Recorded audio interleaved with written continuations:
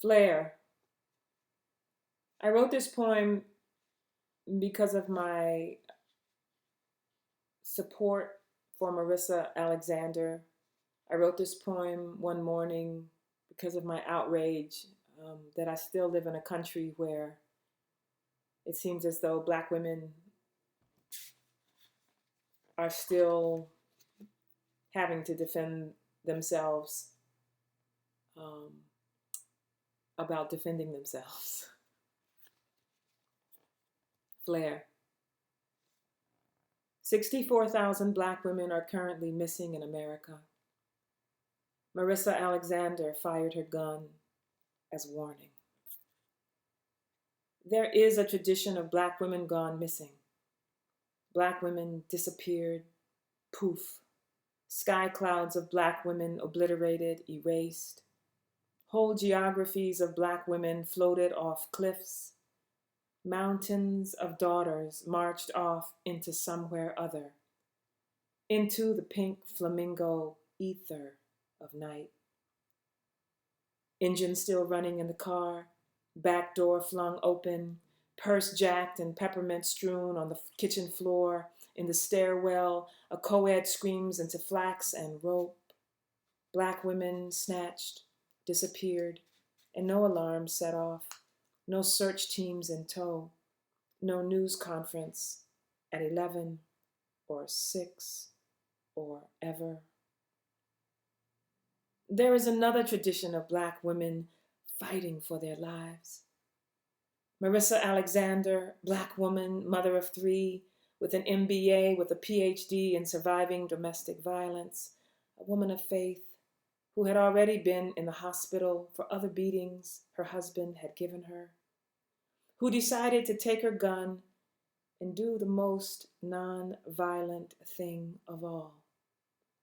9 days after delivering her premature child, as her husband went into one of his usual rages, while fleeing for her life, she fired once.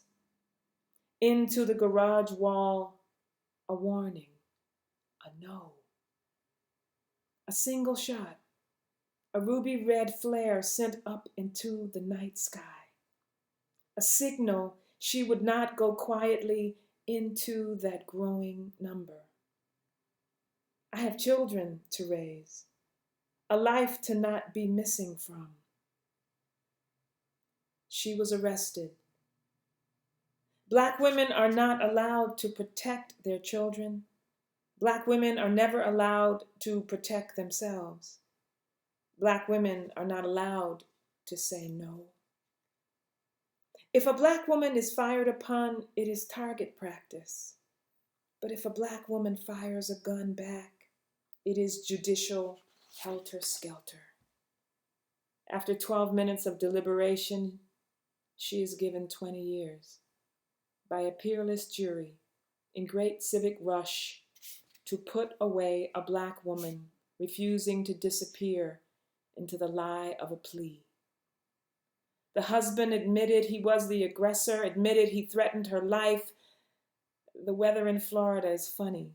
So much heat, so much sea change, so much retirement. Urchin, starfish, anemone, jellyfish laws duck and float. Marissa Alexander has been granted a new trial. She waits for her new day in court under house arrest. This time, she could go free. This time, she could get 60 years instead of 20. For defending her life that no one else historically has ever stepped up to protect, for sending her ruby red, flaming pink flamingo flare into the salty air. Her Black woman mama bear warning that she was alive, that she would not go missing. Her human refusal to not be another Black woman legally and immorally abducted from her life.